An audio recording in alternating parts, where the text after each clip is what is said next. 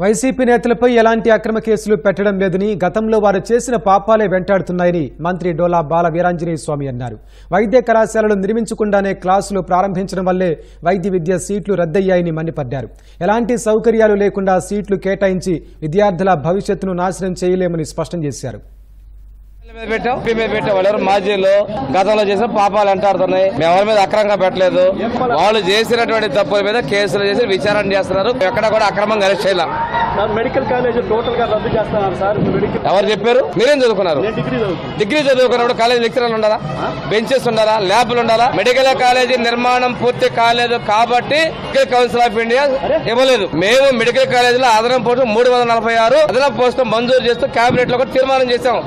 అంతేగాని ఇక్కడ మేమే రద్దు చేయాల. మెడికల్ కాలేజీలని మేము కొనసాగిస్తాం. ఏ సౌకర్యాలు లేకుండా జిల్లాలో పిల్లల భవిష్యత్తు తోటి, విద్యార్థుల జీవితాలతో, ప్రజల జీవితాలు చలగడం చేస్తున్నారు. తప్పనిసరిగా అన్ని మెడికల్ కాలేజీ మేము ప్రారంభిస్తాం. కానీ వసతులు ఏర్పాటు చేయాలి. మీరు మార్కాపురం పోదారండి, హాస్పిటల్ నిర్మాణం అయిందా? స్టూడెంట్ బెడ్ రేషియో ఉన్నాయా? ఇవేమీ లేకుండా హడావుడిగా ఏదో చేసామని చెప్పేటువంటి సొంత నియోజకవర్గంలో కూడా ఆనాడు పులివెందులో చేసుకోవాలా. ఈ పాపాన్ని మీరు చేసే తప్పుడు మసిపూసి మారేడుకాయ చేశారు. ఒక్కొక్క శాఖలో మీరు చేసినటువంటి దొల్లతనాలు బయటపడుతున్నాయి.